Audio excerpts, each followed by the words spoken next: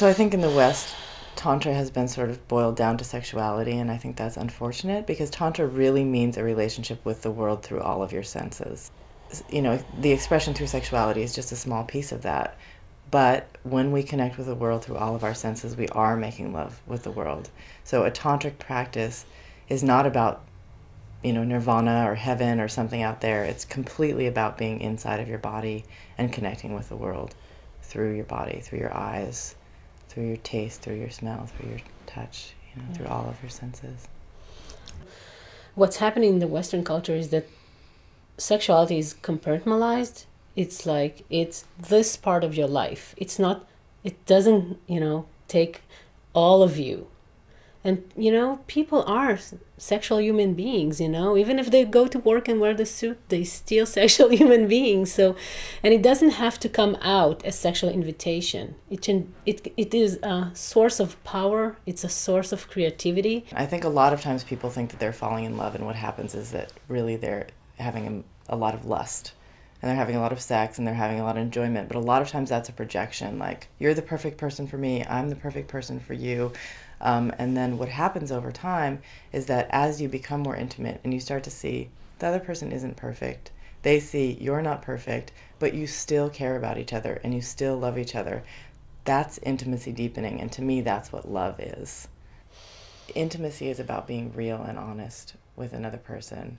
It's not about creating the perfect situation or making everything, the candles and no, it's about, this is who I am. Who are you? And when you find those answers, it just gets deeper and deeper and deeper and deeper. So I think that's the way that it's been transformative to me. When you walk in the street and you smell the flowers, you are making love with the world, And when you're happy and seeing someone beautiful, you're making love with this beauty. This is what we call erotic embodiment. And it's the knowledge in your, it's when you walk around from that place of erotic power. And it is the source, it is the source of our power and the source of our confidence. It's not necessarily, it's sexuality, but it's also just our physical connection with the world.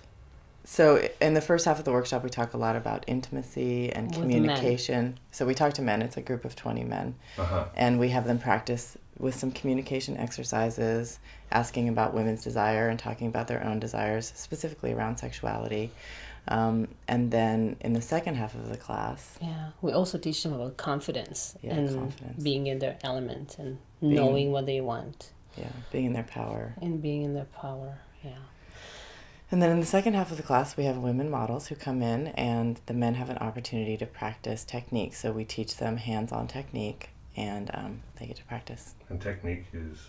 So it's manual technique, touching, all over body touching. With models who volunteer? Yeah. You're welcome to join us.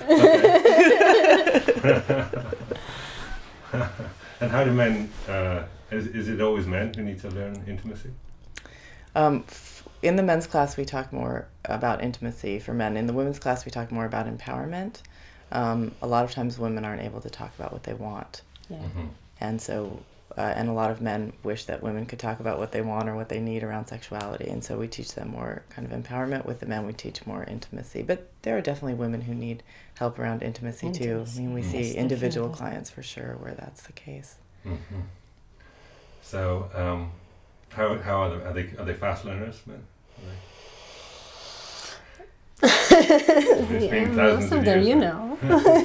Most of them, most of them are finding the workshop extremely beneficial to them.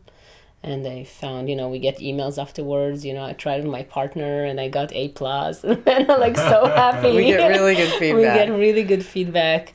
So I think they are pretty fast learners. And very excited, enthusiastic learners for sure. Boys, I think, aren't touched as often as girls. And I was thinking a lot about this in terms of objectification lately. I think that men, or boys and growing into men, have to relate to the world through their eyes because they're not touched as often.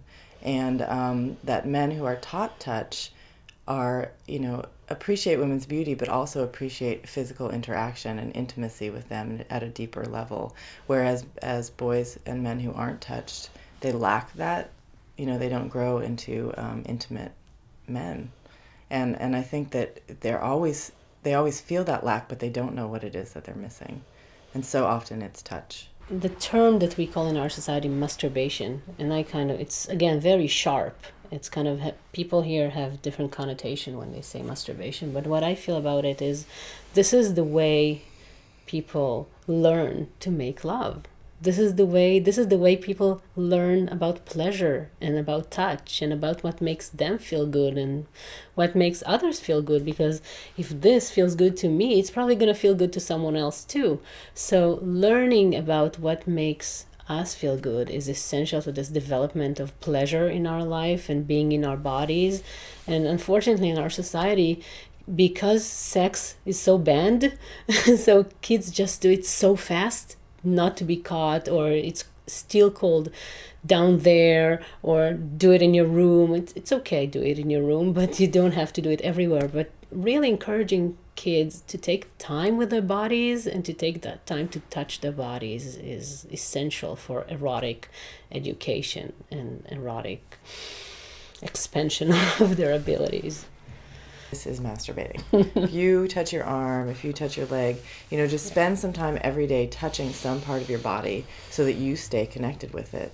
We can definitely make love. I don't know if that's what we're doing a lot of the time, but I have done. And it's much easier when you do it all the time. Again, as I said, if you're just there in the openness of your heart and you're like making love to the world, it's so much easier to go from there to the bedroom and make sex as a love-making session. Right. I mean, if you walk in the world with love, people respond. Oh yeah. I mean, I think they're surprised, that you're open and that you are present with them. But once they get over their shock, they feel happy too. We are all God or goddess. And so when you make that connection with somebody else, it is a spiritual moment. It can be a spiritual moment if that's part of what you want lovemaking to be.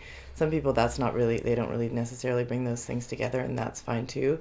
But intimacy is a deeply connecting moment and can happen through sexuality. But I don't think it's happening that much these days.